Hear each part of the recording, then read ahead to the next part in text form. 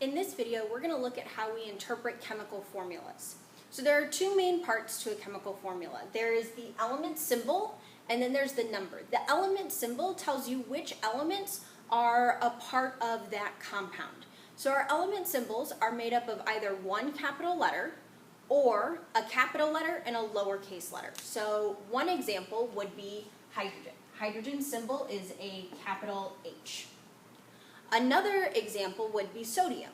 Sodium symbol is a capital N and a lowercase a. It's really important that you write the uppercase letters when they're supposed to be uppercase and lowercase when they're supposed to be lowercase.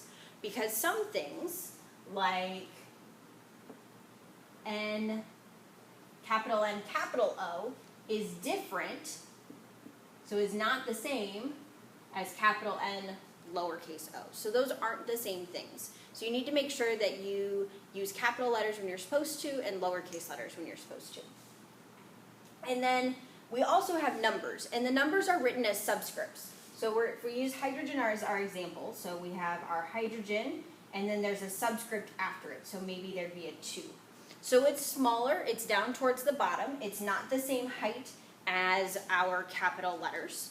It's down, and it hangs below where below where the letters end. Those numbers tell us how many of that type of element are in that compound. So in this one, there's 2 hydrogens, and there's just hydrogen in the way that this is written. So there are 2 of them. Notice the number comes after the element it's referring to, not before. So the number is going to come after. Let's look at some examples that we can interpret.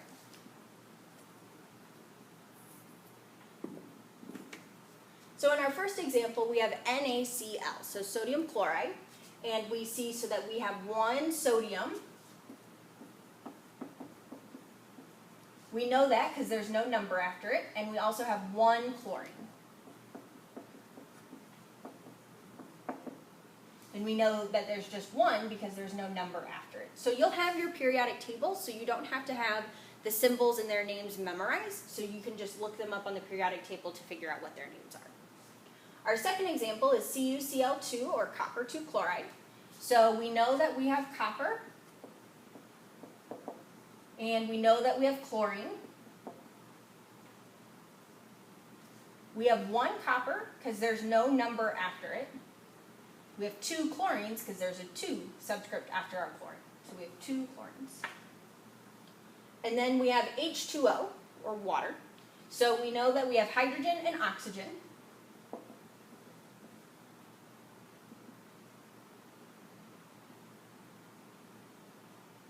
And we have 2 hydrogens because there's a 2 after the H.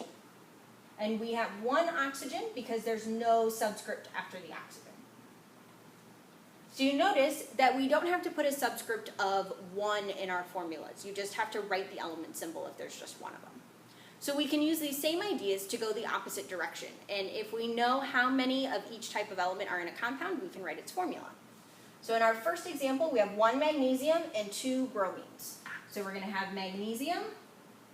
There's just 1 of them, so I'm not going to write a subscript after it. And then we have bromine, and there are 2 of them, so I'm going to write a 2 subscript after the bromine. In our second example, we have 1 silver, 1 nitrogen, and 3 oxygen. So silver is Ag. I just have 1, so I'm not going to write a number. I have 1 nitrogen, so capital N. There's just 1, so again, I'm not going to write the subscript after it. And then there are 3 oxygens. So there's my symbol, and then there's my 3 that comes after it. In my last example, I have 1 manganese and 7 oxygens. So I'm going to have Mn, and there's just 1, so I'm not going to write the subscript. And then my next element is oxygen, and there are 7 of them, so I'm going to write 7 as my subscript. So this is how we can interpret and write chemical formulas.